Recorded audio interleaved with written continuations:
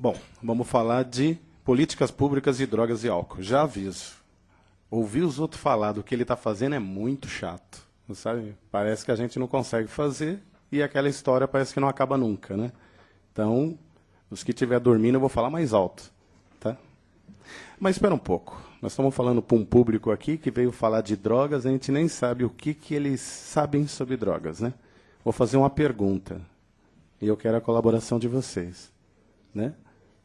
Quem aqui já usou drogas ou usa drogas atualmente? Erga a mão.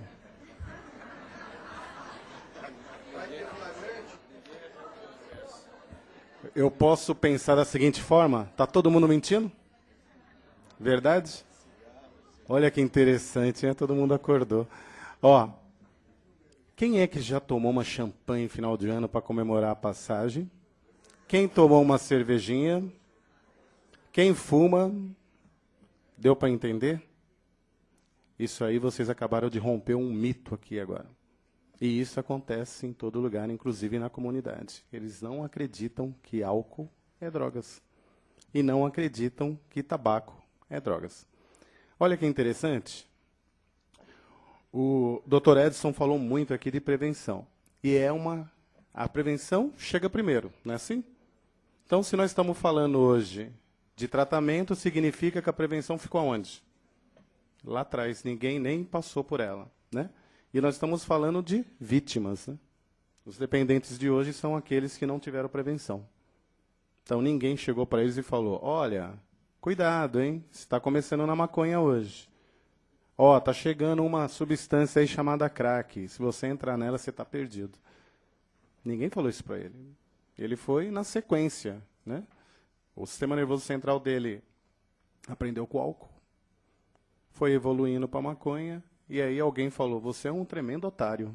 Fica fumando esse negócio fedido, onde todo mundo sabe aonde você está fazendo, e até a polícia vai chegar aqui já já. Você tem que parar com isso. Olha só que legal. Cocaína é muito melhor, né? E o crack é o máximo. Pronto, acabou a história. E ele não escutou nada de prevenção.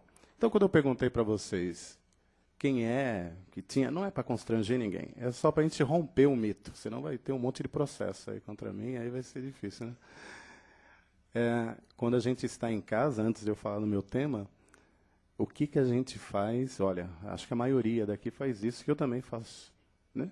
A gente deixa dentro da geladeira o quê?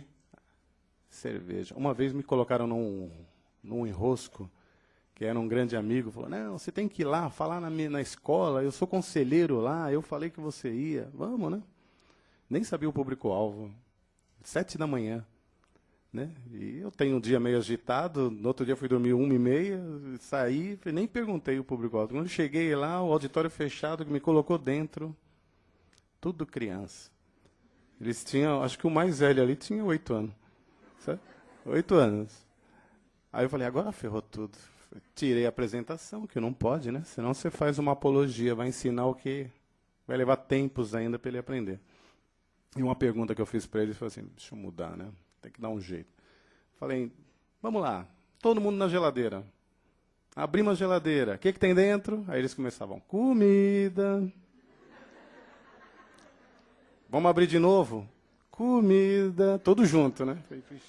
E eles são assim, né? Um sai na frente e todo mundo segue. Aí alguém, um mais preparadinho, tal, esperto, ele falou: cerveja. Ah, cerveja. Vamos abrir de novo? Todo mundo: cerveja. Aí um outro, mesmo espertinho, falou: tio, mudou a marca. Falei: entendeu? A gente coloca a cerveja na geladeira, achando que vai beber e não sabe quando, né? Porque, acredito, olhando para vocês aqui, numa análise rápida, assim, não tem nenhum dependente. Pelo menos de álcool, senão já tinha identificado, né?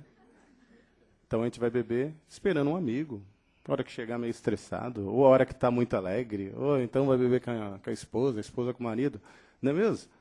Só que o filho abre a geladeira muitas. Eu tenho um de 22 anos, que ele abre mais do que os pequenos, né? Eu tenho 16 e um de 22. O de 22 abre toda hora. Pior que abre, olha, fecha. Abre, abre. E a criança faz isso também. Quer dizer, uma prevenção tão pequena que a gente acaba estimulando. E essa criança, ela está se preparando para o futuro. Ele só está pensando assim, quando será que eu vou poder pegar essa cerveja que está na geladeira, abrir, tomar? Se meu pai viajar, eu faço isso. Mas ele está se preparando. E pior que nós estamos preparando ele. Né? E aí, quando ele chega aos 16, ele está doido. Né? Que ele usa, os 16 de hoje são tudo avatar, né? A molecada tem quase 2 metros de altura, né? E aí, como é que a gente vai fazer com eles? Tem que conversar. Né? Então, de vez em quando, nós não atendemos dependente químico de forma alguma, porque a gente não tem tempo disso. Mas, de vez em quando, cai alguns na rede, aí não tem jeito, né? Vamos conversar. A primeira coisa que quando eu estou, né, falando com eles, eu falo, e aí, sabe tudo de drogas? Não, né? Você sabe tudo de efeito. De droga você não sabe nada. Você não sabe nem o que está usando. E os Power Flex, sabe o que é isso? É aquele que, se não tem crack, vai maconha. Se não tiver maconha, vai álcool. Ele faz qualquer coisa para deixar o sistema nervoso central dele em outra. Sabe? Ele não quer ficar normal. A gente fala assim, você fala sobre sexo, tem filho? Tem filho. Fala sobre sexo com seu filho? Poxa, você é um cara tão corajoso. Usa crack. Isso é para corajoso. E aí você não fala sobre sexo? Seu filho com 16 anos, você nunca tocou no assunto? Que coragem. Isso aí arrasa com eles. Ele para pensar e fica... Aliás, 2 assuntos que incomodam muito um dependente químico. Falar de filhos, que ele não está conseguindo fazer a educação como deveria, e falar de família. Família incomoda muito. Sabe por quê? Ele se sente culpado. Né? E é algo que ele está engessado, algemado, sem condições de solucionar. Né? Então, são pontos fracos. Quando a gente começa a conversa, a gente começa batendo nos pontos fracos, né? Para depois sensibilizá-lo. Aqui nós estamos falando de sensibilização. Não é assim, ó, eu vou pegar o João da Silva e ele vai ser internado. Não adianta. Se não for por vontade dele, ele já perde muito no tratamento. Né? Ele precisa ser motivado, o que nós chamamos de estágio motivacional. Então, numa conversa, a gente evolui vários estágios motivacionais. Né? E o que nós fazemos pelo conselho, que eu vou contar já vou entrar na apresentação, é justamente ensinar pessoas a fazer isso. Todo dependente químico acredita e escuta uma pessoa na família. Tem aqueles que ele enfrenta, mas tem aqueles que conseguem colocar a palavra dentro da cabeça dele. E ele para escutar. Né? E se essa pessoa motivada, sabendo usar os estágios motivacionais, ela consegue mandar para o tratamento tranquilamente. Mas um casinho bem rápido, eu já vou entrar na minha apresentação. Um dia desses, uma pessoa ligou, desesperada, chorando, e eu tinha acabado de chegar. Falei, tudo bem, né? Falei, logo cedo pegar uma ligação dessa é legal, não tinha chegado ninguém. Né? E eu, bobão, fui lá atender o telefone. Né? Não que eu não faço, eu faço. Aí quando ela falou, ó, meu irmão querido, é só eu e ele na família, minha mãe morreu, meu pai não consegue falar com ele, que vive chorando, acabou de pular da laje. Usou álcool, cocaína e pulou da laje de cabeça. Falei, morreu. Não morreu. Falei, então, menos mal. E aí ela contou, foi socorrida, etc. Queria tratamento para ele. Falei para ela, olha, eu não tenho como colocar o seu irmão no local de tratamento, mas eu tenho como te orientar e você ter sucesso. Fiz orientação para ela, padrão. Padrão é assim, ó. Pega ele, olha no olho dele e fala assim, acabou, não tem mais palhaçada. Porque ele escutava ela. Acabou a palhaçada. A partir de agora, você vai tratar, porque você é a pessoa mais importante para mim e eu não quero te perder. Mas você vai tratar. Você vai para um local de tratamento, vai ficar no tratamento e vai dar uma chance para você e uma chance para sua família. Falei, se o olho dele brilhar, ele está te escutando. E aí, quando você for falar assim, você já foi na clínica, já visitou, porque a clínica é assim, ó. Se você não gostar, ele não vai gostar. Então não adianta você ir lá e falar, vou dar uma punição para o meu ente querido, né? Meu parente. Vou chegar lá e falar, vai ficar aqui eles batem, né? Você tem que aprender essa lição. Não funciona assim. né? Tem que respeitar. É um ser humano que não está em condições de tomar decisões, nenhum tipo de decisão. Bom, ela fez isso. Foi lá, acertou na clínica, viu quanto pagava, foi um padre que arrumou, não importa, né? Enquanto ela ia falando com ele, que o olho dele brilhava, ela estava arrumando a mala. A hora que terminou, ela falou, vamos? Eu já estou pronto. Ele falou, vamos. Foi lá, internou ele ainda abraçou ela, 100%. No outro dia, isso foi na sexta, na segunda de manhã ela estava na minha porta já. Ó, tem uma moça querendo falar com você aqui. Sobe, vamos conversar. Ela falou, lembra de mim? Você me orientou como internasse meu irmão? Está internado. Falei, ele foi, deu tudo certo? Deu? Nossa, ele nunca me respeitou desse jeito. E ele está internado, em tratamento, uma maravilha, minha vida começou a voltar ao normal, graças a uma ligação. Bom, esse é um dos trabalhos que a gente faz, não que a gente esteja aberto lá só para fazer isso, né? Mas isso é aprendizado. E aprendizado tem que passar adiante, né? Então, só para vocês entenderem isso. Alguém já escutou falar aqui de Comuda, ou então Conselho Municipal de Políticas Públicas e Drogas e Álcool de São Paulo? Não escutou? Pois é. É um conselho que existe... Agora entrei na apresentação. Desde 2002, tem uma atividade fantástica dentro do município. É uma referência. Desde 2002 já somos referência no Brasil. Ah, mas vocês são muito bons? A gente procura trabalhar para ser. Não sei se somos. Não temos nenhum tipo de avaliação para isso. Mas os outros conselhos de municípios menores se inspiram na gente. Tudo que a gente faz, eles querem fazer. E quer saber como a gente faz? A gente passa tudo para eles. A gente não tem direitos autorais por nada, nem por publicação. Ele só vai lá, edita e faz acontecer. E o nosso foco é na criança e adolescente. Nós acreditamos na prevenção, né? Não estamos abandonando os adultos, mas nós acreditamos na prevenção, né? E uma forma de criar uma visibilidade para o nosso conselho foi justamente trabalhar conselhos comunitários de atenção a drogas. Bom, nossa cidade tem quanto? 11 milhões e meio de habitantes. Não é pouco. Então, quantas subprefeituras? 31. Cada uma com a sua peculiaridade, né? Então, vamos dar um exemplo? Subprefeitura de Parelheiros, a última cidade do nosso canto lá é Marcelac. Parece que só tem índio lá, né? E, na realidade, é um povo sofrido. Eles não têm nenhum equipamento social. Não tem campo de futebol, eles jogam em qualquer lugar, na rua. Uma concentração de dependente de álcool que parece uma clínica ao ar aberto, né? E esquecida de tudo, né? Então, como é que a gente vai levar uma ação para esse canto para falar sobre êxtase? Eles não estão preocupados. Nem podem pagar R$50 um comprimido de êxtase. Não é preocupação deles. Eles querem saber sobre o álcool, né? O jovem, o adolescente de lá, não tem como se divertir lá. Ou ele vai para Parelheiros ou ele vem para cá. E aí começam os problemas, né? Eu estava conversando com o conselho tutelar que ele falava o seguinte, sabe qual é o nosso grande problema? É que os ônibus deixam passar por baixo da catraca. E aí o pessoal sai de bairros como esse, vem para o centro de São Paulo, acaba fazendo uso de substância e não tem como voltar. E aí leva para o conselho tutelar, e o conselho tutelar tem que dar um jeito de levar ele para o bairro, né? Então, não tem uma integração. Se existisse uma rede de prevenção, funcionaria, talvez. Mas hoje, não funciona. Cada um está cuidando de si, né? E o nosso conselho tem um foco, lógico, né? Ele tem que trabalhar o institucional e principalmente com os políticos, né? Que a gente não tem bandeira. Nós atendemos todos, principalmente todos os vereadores, né? Uma vez que é da mesma casa, e também todos os deputados, e todos procuram a gente, e todos fazem evento, e a gente fornece o material da mesma forma. Quando precisa, nós vamos, falamos, sem problema nenhum.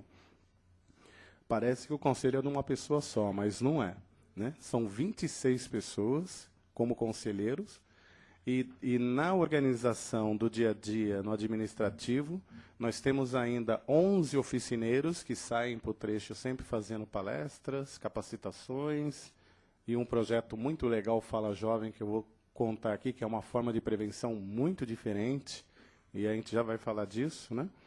E também os técnicos, né? Então, nós somos em 4 técnicos para poder organizar, orientar e algumas atividades como essa não dá para mandar representante. Aí a gente tem que participar. Algumas publicações importantes que nós fizemos na cidade e, infelizmente, não deu para trazer aqui, doutor Humberto, mas vamos conversar para as próximas e eu sempre mando, fique à vontade. Aqueles que participaram desse evento, mande depois um e-mail para a gente, para o comuda@prefeitura.sp.gov.br, que aposto que ninguém conseguiu anotar, vai estar no final da apresentação. Manda que teve aqui, e aí a gente combina, visita a gente, toma um café, leva o material, né? E aí vocês vão ter um elo com a gente, né? Quer ver uma publicação legal? Drogas, um guia prático. Esse é para ficar lá na estante sua. Precisou, puxou, consultou. Ele fala de farmacologia, tipo de droga, qual a história da droga, qual é o tratamento daquela droga específico, sintomas, síndrome de abstinência. Quer dizer, você vai ficar um expert. Aí não tem segredo. Esse livro é distribuído gratuitamente dentro da cidade, né? É um dos mais procurados.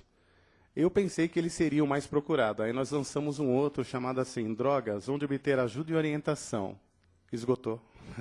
Sabe por quê? São locais que podem ajudar ou que tratam. Quer um exemplo? É muito legal esse exemplo. O seu vizinho bate na tua porta às 11 horas da noite. Não é normal nesse frio, né? Ele bate lá e fala assim, e aí, tudo bem? Tudo. Meu filho está fumando maconha. Aí você olha para o seu que é da mesma idade e fala, nunca mais você vai falar com esse menino. Isso não vale, né? Mas a gente pode entender assim, ó, ele tentou várias vezes resolver a questão. Não conseguiu. Fez reunião de família, né? Tentou dar aqueles jeitos para solucionar. Não teve sucesso, ele procurou o amigo mais próximo. Como ele conversa com você aos domingos, né? Sobre futebol, é lógico, né? Que ele não é corintiano. Então, não tem corintiano aqui. Não, né? Então, ele é palmeirense, que agora o Palmeiras, né? Saiu aí o campeão, né? Não, né? Aí, ó, falou. Você sabe, estavam falando aí que teve um jogo na cidade muito importante, né? Boca Júnior e Meia Boca, né? E o Meia Boca perdeu. Como é que pode? Contrataram o Felipão, já não é mais Meia Boca, agora é Boca. Se tivesse o Felipão, tinha ganhado, né? É uma brincadeira sobre o futebol. Então, seu vizinho toca no assunto achando que você vai ajudá-lo. E, na realidade, você se protege. Né? Então, nós lançamos o livro nesse intuito. E aí o vizinho pode falar assim agora. Você pode falar assim agora. Procure o Conselho de Drogas, procure a Guarda Civil Metropolitana. O livro é distribuído em todos os órgãos da prefeitura. O mais próximo vai ter o livro para você consultar e falar, ah, tem um CAPS AD, eu vou lá. Né? Vou me orientar. Deu para entender? E todos os grupos de mutuajudas constam, do endereço de todos, constam nesse livro. Nós temos uns flyers legal, nem sei se flyer está escrito certo, que eu fiz correndo. Flyer legal, antes que vocês ficam aí me condenando, sobre maconha, êxtase, inalantes e álcool. Eles são bem pequenos, o flyer é pequeno, para caber no bolso, porque é específico para adolescente, na linguagem de adolescente. Então não tem nada de técnico ali. Porque o adolescente não paga, como é que eles falam? Eles não pagam mico. Eles não ficam andando com o negócio na mão. Ainda drogas, isso é muito chato, né? Então ele já pega, já guarda, lá em casa que ele vai ver o efeito do que ele fez, né? Que antes não vai dar para ele ver isso. E é muito legal, é um sucesso isso. O último que nós lançamos foi do Inalantes, fomos ousados na cidade em fazer um evento sobre inalantes. O evento foi tão legal que faltou espaço. Agora é interessante, né? Nós estamos na era do crack, vamos falar de inalantes e enche. Né? A preocupação com o inalante. O lança-perfume está voltando. E não é da nossa época. Né? E a gente nem sabe se é o lança mesmo, mas a molecada está achando que é o lança. Fizemos algumas atividades, principalmente no Grajaú, e a pergunta, quando a gente falava do Fala Jovem, erguia a mão e falava, e o lança-perfume, faz mal? Né? Então, está voltando o lança, e é um inalante. E a gente preocupado com a cola de sapateiro. Né? Bom, esses são os livros para vocês verem. Um outro livro nosso é o Drogas no Ambiente de Trabalho, que trata justamente a questão dentro do ambiente de trabalho. Bem rápido, nós protegemos o dependente químico quando está trabalhando com a gente. Sabe por quê? Nós conhecíamos ele antes dele ser dependente químico. E nós não queremos o mal dele nem da família. Então, se você procurar acidente de trabalho com dependente químico, você não vai achar. Ele caiu na escada, ele caiu no trajeto, mas ninguém vai colocar que ele caiu bêbado, que ele estava cocainado, que ele estava sob efeito. Ninguém coloca nada disso. Então, a gente protege. Nós somos culpados por isso, né? A ideia é tratar dentro da empresa, por isso desse livro, e ele ensina como é que faz isso. Quem quiser pode pegar com a gente lá. Para que a empresa, nós na empresa, façamos o seguinte, empurramos ele para o tratamento. A gente vai falar assim, olá, João, tudo bem? Tem algum João aqui? Não. Então vamos mudar o nome, né? Olá, eu falei isso uma vez, aí o pessoal falou, chama Giocondo que não tem ninguém, né? Aí, já foi para o tratamento hoje? Ah, sapato engraxado, roupa limpa, cabelo cortado, tá mudando as coisas. Isso é elevar a autoestima dele. E a gente começa a fazer isso na empresa.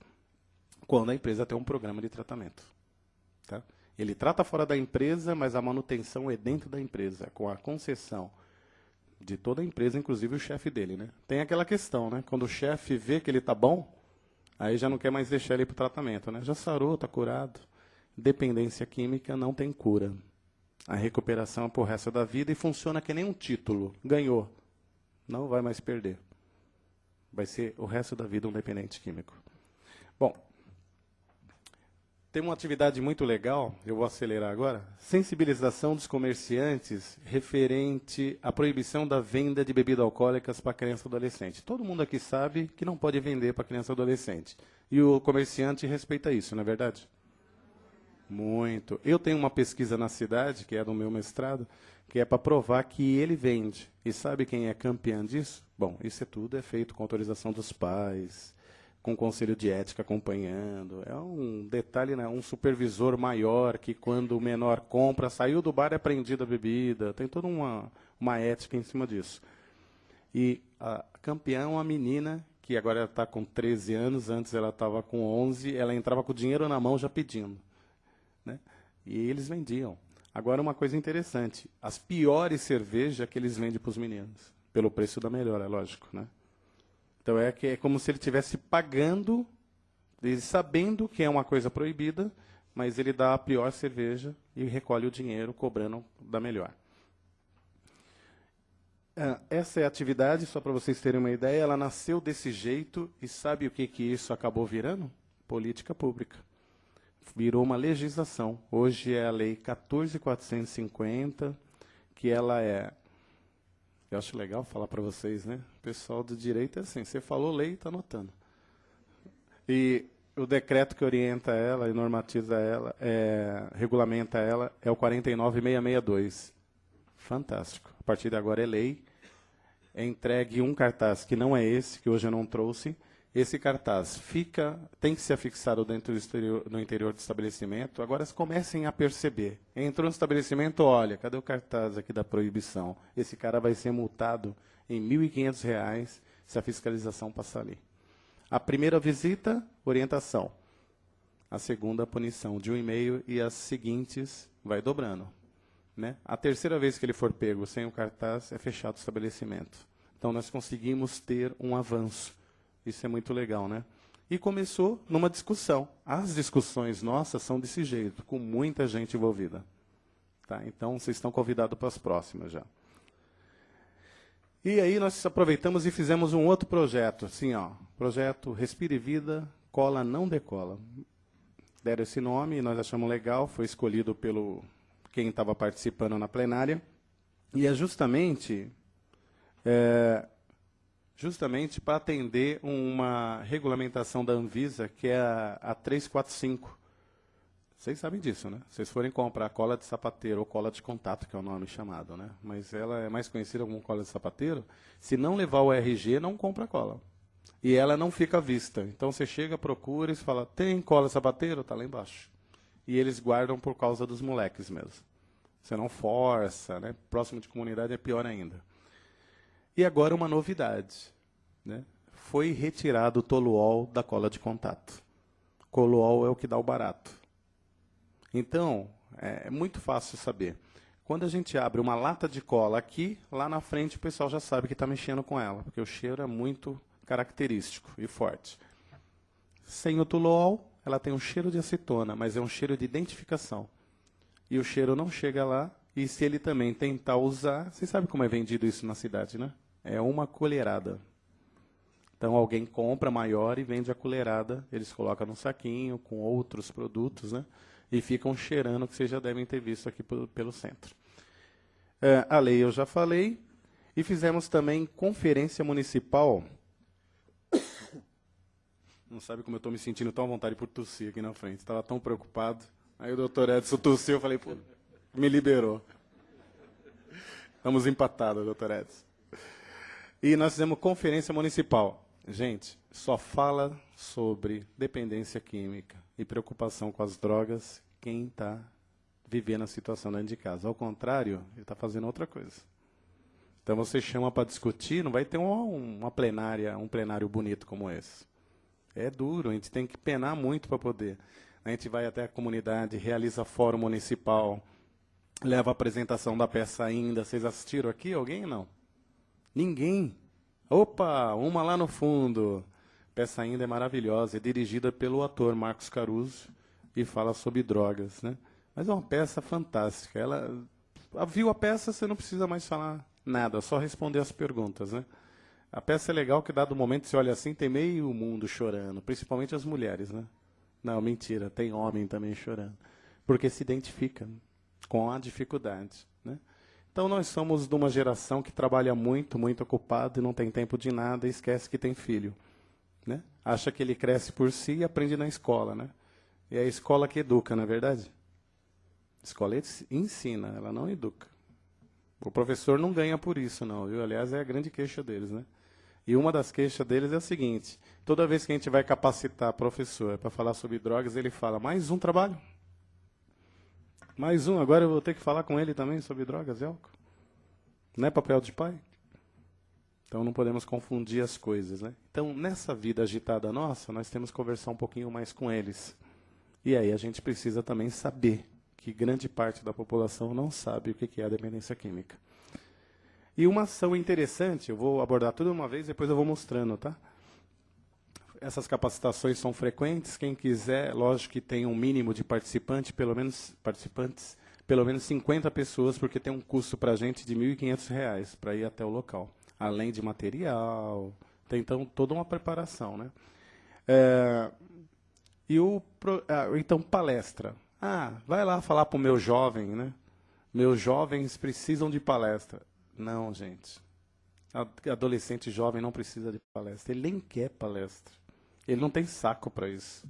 Toda vez que a gente vai fazer isso, eles falam, mais um tiozinho, né? Bebe a vida inteira e depois vem falar para a gente que é ruim. Então não adianta, né?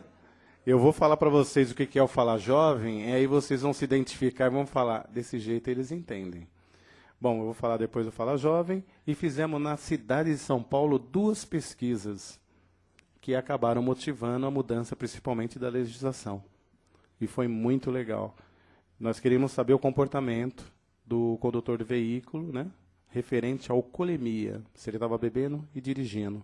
Foi maravilhoso, muito legal. Mas a gente foi para o Itaim, só tinha os doutores no sentido de não abrir o vidro, né? E atropelava os cones, e saía o segurança de trás para brigar com a gente, porque o homem não atendia e não abria o vidro e não aceitavam, né? Uma educação assim tremenda, né? E quase fomos presos umas 3 vezes, né? Porque pegamos juízes, né? Então ele não quis saber. Depois de muita conversa, e eu que fazia essa parte, ele falou, não, vocês têm razão. Você está livre, não vai ser preso mais. Né?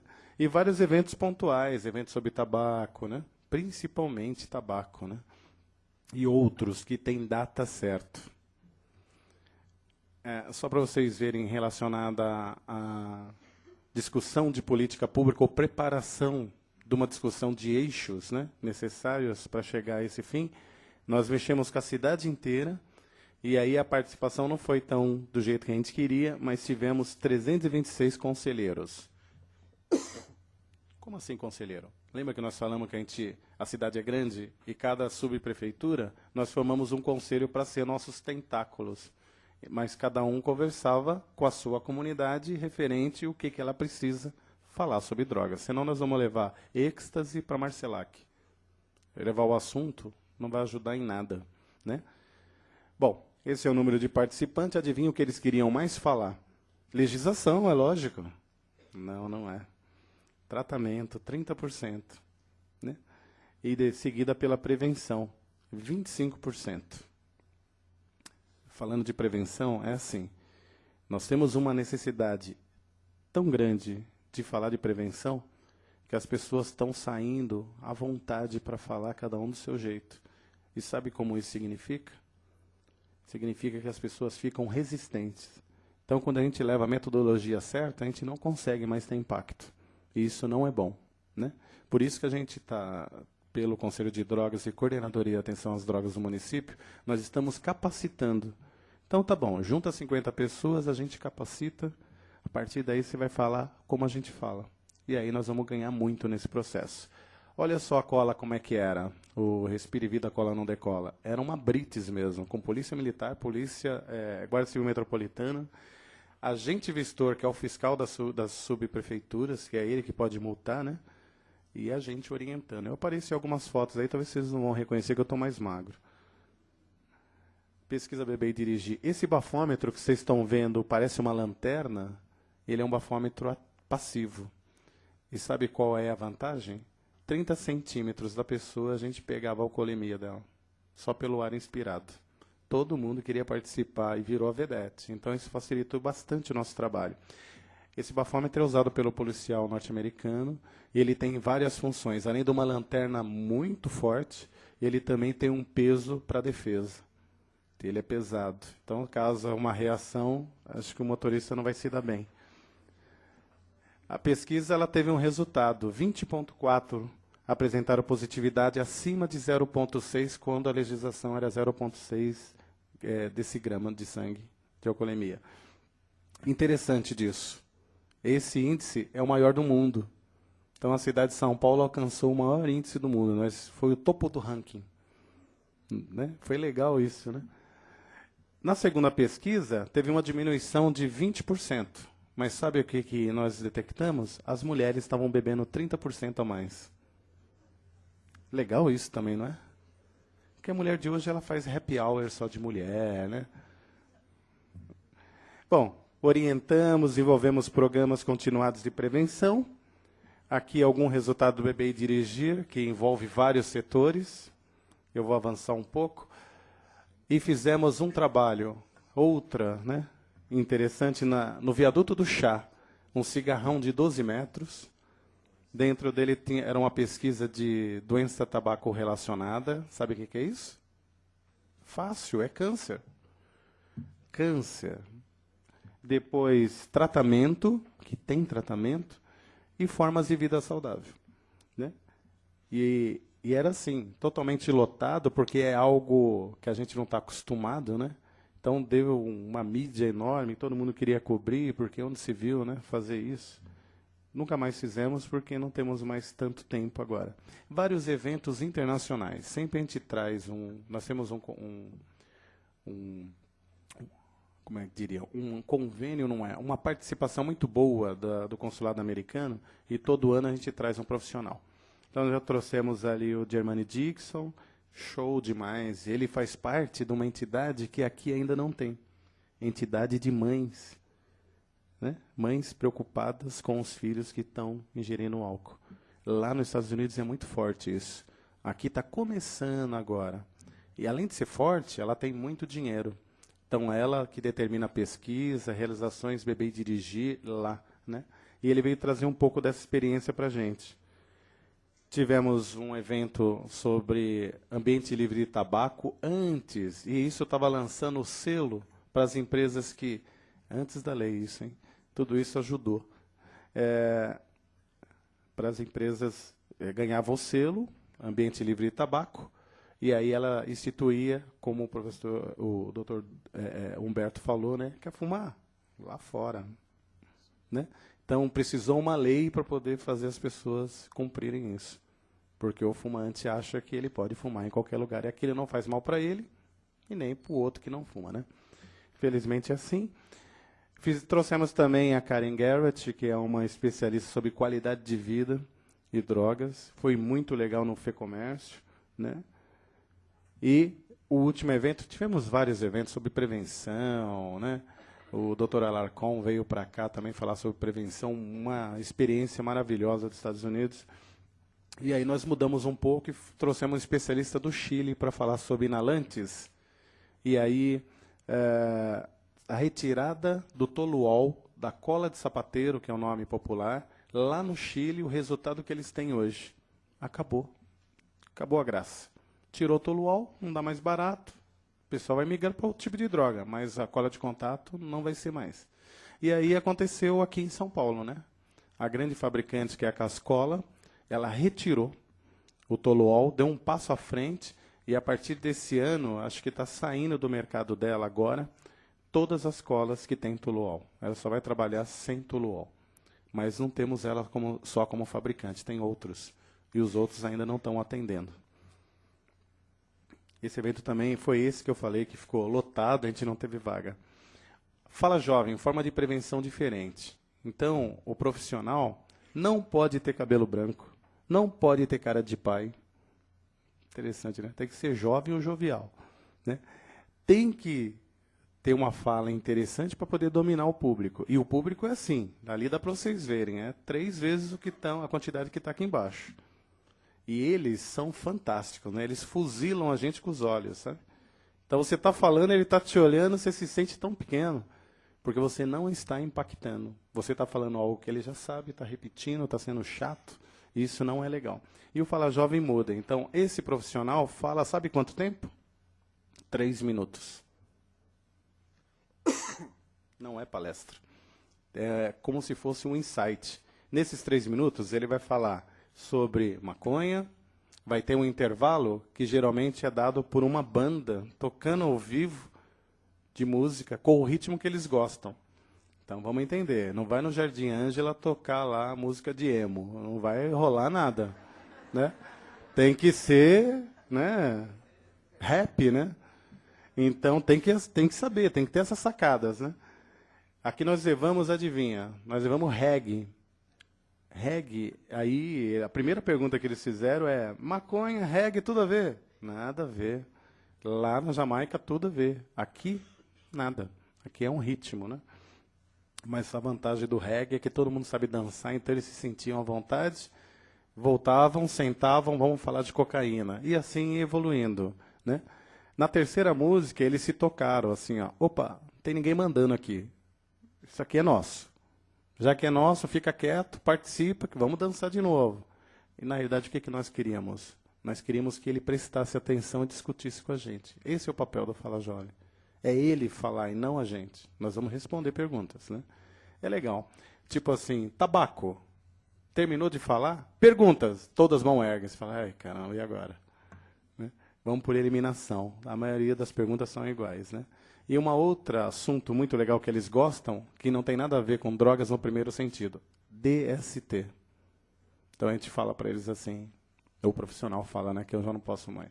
Ele fala assim, você vai para a internação, fica 8 meses, e aí você olha para baixo, está lá o DST, ó. Desde o dia que você entrou. E ele vai ficar com você desde o dia que você sair. Até o dia que você sair. Sabe por quê? A sua resistência está baixa do corpo. E aí ele impera, ele vai mostrar a cara dele.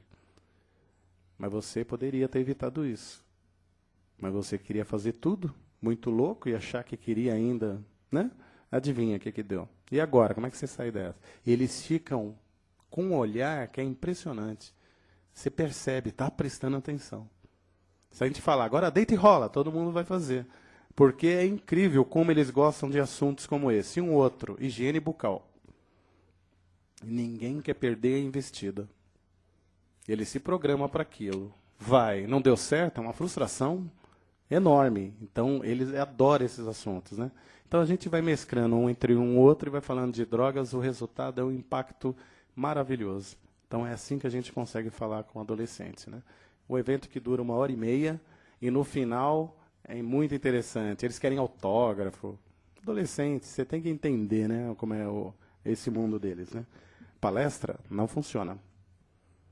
Eu não ia falar de Cracolândia para vocês, que eu estou vendo aqui que vem Solange Napo. Puxa vida, maravilhosa. E vocês vão ter tanta coisa legal, né? Dr. Guido, né? Aí eu falei, acho que não vou falar de Cracolândia, nem sei meu tempo, tenho tempo? Tem. Rapidinho sobre Cracolândia, hein? Gente, Cracolândia já era. Sabe, ela tem quase 20 anos. E é interessante como ela demonstrava a nossa incompetência. Né? Todo mundo aqui quer resolver a questão da Cracolândia, cada um do seu jeito, mas ninguém junto, não unidos. Né? E a questão da Cracolândia é assim, ó, vamos tirar o crack do menino? Vamos. Ah, mas o menino não está mais morando na casa dele, está na rua. E agora? Como é que a gente vai resolver a questão dele? Ah, ele não está na escola. Como é que a gente vai fazer ele voltar para a escola? Entende? É fácil tirar o crack. O problema é os outros assuntos. Essa é a maior ação de política pública que nós precisamos para a nossa cidade. E aí, diante de várias tentativas, frustradas, é lógico, né? Porque sempre um ia lá e levantava a bandeira dele, eu vou resolver. Não funciona assim. Ah, recentemente vocês viram. Polícia Civil foi lá e mão na cabeça. Eles são zumbis urbanos. Você não precisa mandar a mão na cabeça. Ele faz o que você quiser. Ele senta, ele anda, ele entra sozinho no camburão. Ele não, para ele a vida ali está estagnada, não tem mais nada. Funciona isso? Não. Né? Bom, essa ação é uma ação integrada centro-legal, coordenada nas reuniões pela Polícia Militar e é dentro do quartel que é feita a reunião. Mas com o envolvimento do SMADES municipal, que é social, Conselho de Drogas, Coordenadoria de Atenção às Drogas, né? Secretaria de Habitação, mais Polícia Civil, Polícia Militar, né? Centros de tratamento, Conselho Estadual, que vai passar por aqui o doutor Aranha, né? Todo mundo envolvido. E acredita, é uma discussão, todo mundo fala, todo mundo discute, até a gente chegar num como é que a gente vamos fazer para resolver a questão que eu vou falar aqui, para não cansar vocês. E esse, aliás, eu inverti o slide aqui, viu? Nossa dificuldade atual é o papel das drogas na sociedade, é isso que nós estamos falando, tem muito mito, a gente não está conseguindo ainda. Numa cidade de 11 milhões e meio, a gente tinha que estar agindo imediatamente. Né? Mas não dá. Você vai numa subprefeitura até chegar na outra, a outra não continua, e aí os conselhos comunitários têm uma ação importante. O orçamento, por mais que seja o orçamento, sempre é pouco. Né? Porque é muita gente envolvida, é muita atividade, é muito evento, e todos de porte grande, e isso tem um custo enorme. Mas é interessante, né? Nós temos um orçamento bom na cidade, não podemos negar, é o maior orçamento de um conselho de drogas e de uma coordenadoria de atenção às drogas no Brasil, acho que na América Latina, né? Porque pelo porte da nossa cidade, nós somos o maior piloto do Brasil e da América Latina. Tudo que fizer na cidade de São Paulo, todo mundo vai copiar, mas a gente copia de muita gente também, né? Principalmente de países como Espanha e Portugal. Essas ações em Inglaterra, essas ações, principalmente da Cracolândia, nós estamos tirando experiências de lá. Metas definidas, não só por nós, mas por vários órgãos que estão à frente disso, o que a gente gostaria que fosse uma rede, e nem sempre a gente tem isso, e se existe essa rede, ela não funciona. Né? Acompanhamento de indicadores, não tem indicadores de acompanhamento. Né? Então, a gente, como é que funciona indicadores? Significa assim, cada um que sair correndo para fazer a questão da prevenção, ele vai sair por conta própria. E ele não está avaliando se ali tinha necessidade ou não. Às vezes ele pode estar gastando o tempo dele, material humano e valores, no lugar onde já passaram para fazer aquilo. Então isso é muito complicado. Bom, a abordagem voltando agora para a Cracolândia, a abordagem é feita na rua, e aí tem equipes da SMADES, né, que identifica todo tipo de cidadão em situação de rua, e aí, logicamente, os dependentes químicos que estão nessa situação, né? Isso acontece principalmente durante o dia, mas à noite também tem gente agindo. As equipes são multidisciplinares, né? E elas são treinadas, principalmente por nós. Então, elas sabem o que é a substância, elas sabem como funciona o projeto, que ela tem que caminhar para a porta de entrada, que na porta de entrada é feita uma triagem, dessa triagem que vai nascer um laudo, e esse laudo que vai ser encaminhado pode ser para o Ministério Público ou pode ser para a internação. Por que Ministério Público? Ele é um maior de idade, ele não quer tratamento. Como é que a gente vai mandar? Quer um exemplo disso? O seu... É duro dar exemplo de vocês, né? O meu, vai. O meu melhor amigo, que eu não sei se tem, está lá no 25º andar querendo se jogar. Como é que vocês acham que eu devo resolver a questão? Ele vai se jogar. Eu deixo? Não, chama o bombeiro. E o bombeiro vai lá e vai deixar? Não, né? Vai segurá-lo, não vai deixar. Assim é o dependente de crack em situação de rua. Ele não tem condições de tomar essa decisão.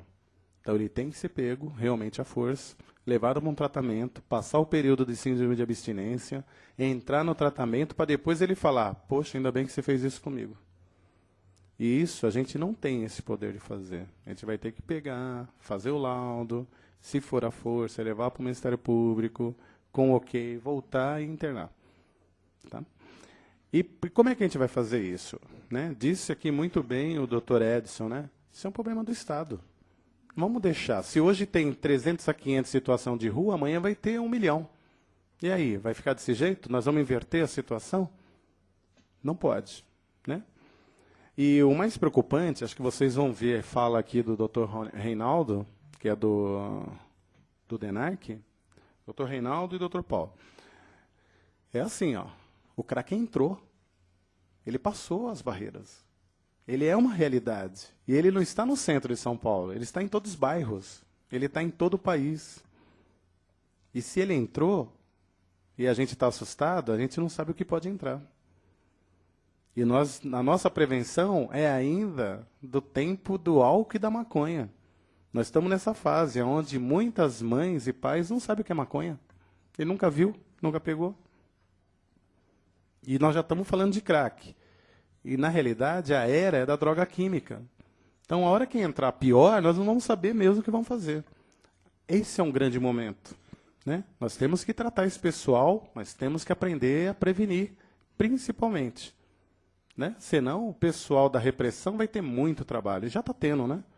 Os números de apreensões de pasta de coca para poder fazer o crack são enormes. Maconha são enormes, né? E a atuação da repressão é fantástica. Eles fazem o papel deles. Não conseguem vencer. E mesmo assim está passando. E aí, não dá para você falar na era do crack assim, ah, moleque é esse, moleque são fogo. Amanhã pode ser o seu moleque que está lá. O crack não dá duas chances. Experimentou, gostou, ficou. Hoje vai usar o dinheiro que tem, amanhã vai fazer pequenos furtos, viu que isso não está dando negócio, vai para a rua. Né? Bom, o objetivo é levar as pessoas para as portas de entradas, e nós vamos falar quais são essas portas de entradas. São duas, não é em qualquer lugar. Encaminhamento de ambientes de tratamento e recuperação continuada, que são conveniados com a prefeitura. Tá ok? Então, esse projeto ele é grande, lógico, ele vai abranger toda situação de rua, mas o nosso foco são cracolândias. Então, não adianta pegar alguém que não esteja nessa situação e falar, você tem que dar jeito nisso. Calma lá, vamos por partes. Primeiro vamos resolver a questão da Cracolândia e depois a gente vai abrir para os outros. Né? Já pensando que esse projeto nós vamos conseguir resolver a questão da Cracolândia. É uma grande esperança dessa vez. Né? E o encaminhamento pode ser feito por ambulância e veículo próprio. Lembra que eu falei que eles são zumbis urbanos? Se você mandar entrar no carro, ele entra. Tem muito acordo. Ele foi sensibilizado, o estágio motivacional ele avançou do jeito que a gente queria, mas ele ficou preparado para o tratamento, para a internação, mas aí ele faz um pedido. Tio, posso fumar a última pedra? E muitas das vezes eles têm que falar, pode. Porque senão frustra tudo de novo e ele começa a decair no estágio motivacional. E eles fazem acordo, e muitos cumprem. Duas portas de entrada, o Amacé, que é 24 horas, e o Amaboraceia. É lá que é feita a seleção. É lá que é feita a triagem. E é lá que é decidido para onde ele vai ser internado. Equipes especiais, né, ficam nesses locais e o encaminhamento é feito 24 horas por dia. Né? Então, acho que alguém poderia perguntar assim, antes que perguntem, né? Já começou? Calma, nós somos um órgão público, né? Agora nós estamos contratando, estamos na fase de contratação das entidades. E aí o edital de chamamento está terminando pelo jurídico de ser resolvido, decidido, ver se não tem nada que impeça o chamamento, e a partir daí 2 entidades serão contratadas. Né? E eu vou falar por que elas vão ser contratadas. Qual que são as etapas? Identificação desse indivíduo, né? Diagnóstico, situação atual, eventual intervenção em crise, aquilo que eu falei, ele não quer o tratamento, ele não tem direito de decidir. Chegou a hora dele. E ele vai para tratamento. Né? Lógico, da forma que eu tinha colocado. E esse laudo que tem que ser elaborado. Esse laudo é elaborado por um psiquiatra, não tem jeito. Tem todo um acompanhamento, mas o fechamento é do psiquiatra. Proposta de tratamento, consentimento e esclarecimento, como eu tinha falado, a comunicação de todos esses casos serão dadas para o Ministério Público. As reuniões são frequentes com o Ministério Público, né, com juízes, né, com magistrados, né, de forma geral. Todos querem saber relacionado como isso vai acontecer. Os encaminhamentos são de formas rápidas. Olha, estágio motivacional, preparação ou preparado para o tratamento, dura até a próxima pedra. Então, tem que ser já. Convenceu. Vamos, vamos. Acabou. O carro está pronto, já está sendo levado. Não dá para esperar. Se esperar, ele regride de novo, aí é outro papo. A hora que ele tiver com o efeito na cabeça, muda tudo outra vez. Tem que esperar. As instituições, elas são previamente avisadas. Esse público, né, dependentes em situação de rua, eles vivem em grupos, então não pode ir tudo junto. Então, por isso que são várias clínicas e várias comunidades terapêuticas. Vai um para cada comunidade, separa totalmente o grupo. Se levar os 5, adivinha o que eles fazem? Coloca fogo lá, né? Então, não pode. Então, tem laudo médico, a comunicação do Ministério, estamos frisando bastante, e em casos necessários serão ambulâncias, que acho que não acredito que terão vários assim, né? Mas tem mulheres que são adolescentes em situação de rua que estão grávidas. E aí, nesse caso, tem que ser levado de um outro jeito, talvez seja ambulância. Sempre acompanhado com um profissional responsável durante todo o processo, né? As instituições próprias ou conveniadas. Vocês sabiam que a prefeitura agora tem um centro de tratamento público? Vocês tinham escutado em CAPS-AD? Centro de Atenção Psicossocial Álcool e Drogas? Não? Tem na cidade. É gratuito e atendimento ambulatorial e funciona que nem um hospital-dia. Ele trata, vai para casa, toma remédio na unidade, tem as atividades terapêuticas e também acompanhamento psicológico, passa pelo psiquiatra e vai embora para casa. Dependendo, ele passa o dia. A gente costuma falar que só falta lavar, passar talquinho e mandar embora para casa. Né? De tanto que ele usa o sistema. Ele usa, na realidade, esse sistema para manutenção. Não são todos os casos que são para internação. Tá? Bom, é o Saídio, o novo local. Era, na realidade, um motel que fica no Heliópolis. Ele foi resgatado pela prefeitura, porque não pagavam nada. E aí lá foi feita uma clínica. Está em evolução. Por enquanto tem 20 pessoas internadas lá. E de tudo isso que eu estou falando para vocês, o total de 58 pessoas já estão internadas. Mas eu não escutei na imprensa. Ainda não, mas você vai escutar falar muito disso. Padrão mínimo RDC 101, que é uma resolução da Anvisa, que institui como deve ser a comunidade terapêutica. Ela tem que respeitar o interno. E é 6 pessoas para um banheiro, 6 camas para um banheiro. Então, se ela não atender essas especificações, ela não tem condições de ser contratada pela prefeitura. E o chamamento da Secretaria da Saúde foi muito eficaz. Foi, eficaz não digo, eficiente. né? O eficaz a gente negociou, né?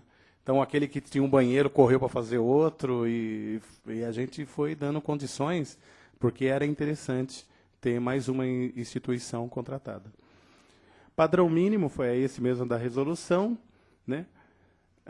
E eles têm que adequar em tempo curto, e tem acontecido. O projeto terapêutico ele tem que existir, a gente tem que conhecer o que ele se propõe, quem são o quadro de pessoal, né? A duração de internação é de 30 a 90 dias e pode ser prorrogado, depende do caso, né? Essas são algumas instâncias que a gente já conseguiu, na evolução dos trabalhos, contratar, e algumas estão contratadas, outras estão se adequando. No total de vagas hoje, já consta em nosso controle 292. A autorização do nosso prefeito era para 300 vagas. E é importante frisar isso, né? Nós tivemos, sim, a participação do Gilberto Kassab, o prefeito, e todo o processo. E ele dando condição, e nós correndo com isso, todo mundo. E ele encerrou a conversa falando, nós vamos fazer nessa gestão, e nós só temos dinheiro para 300 vagas e vamos ter que se virar com isso. Por isso que começou antecipado já tem 58, né? Então, até que a gente complete a documentação, nós vamos ter 300 vagas e 300 pessoas tratando, todos de situação de rua, principalmente da Cracolândia. Esse é o objetivo, né? Bom, como é que nós vamos fazer isso? O cara está em tratamento. O dinheiro público tem que ser bem gastado, né? Senão, todo mundo vai achar que isso aqui é muita vontade. Na realidade, é assim. Tem uma figura chamada gerente de caso, que vai cuidar de 10 pessoas em tratamento. Ela vai acompanhar esses 10. Esses 10, ela vai atrás de documento, junto com outros, né, organizações, principalmente do SMADS, ela vai levantar quem é essa família, vai fazer contato, ele vai estreitando para poder tentar resolver a parte da vida dessa pessoa até que ela saia do tratamento. Ela sai do tratamento, ela vai para um lugar chamado, alguns casos que a família não for encontrada, houver resistência, chamado moradia. A gente tinha dado o nome de moradia saudável para separar um pouco de moradia assistida. O mais comum é moradia assistida. É uma casa com 15 pessoas morando. Essas casas também faz parte do projeto. Vai ter um gerente de caso, como se fosse, né, dentro dessa casa, que é a pessoa que vai fiscalizar, orientar, né, acompanhar em alguns casos para que ele faça curso, aí é uma restrição social mesmo, né, até que ele tenha a liberação da casa para voltar para a família ou para seguir a vida dele. Objetivo, garantir tratamento os tratamentos, a colaboração e a fiscalização dos ambientes de trabalho, voltado à questão do dependente de situação de rua. Pós-internação, eu já estava falando aqui, que são as moradias assistidas, né?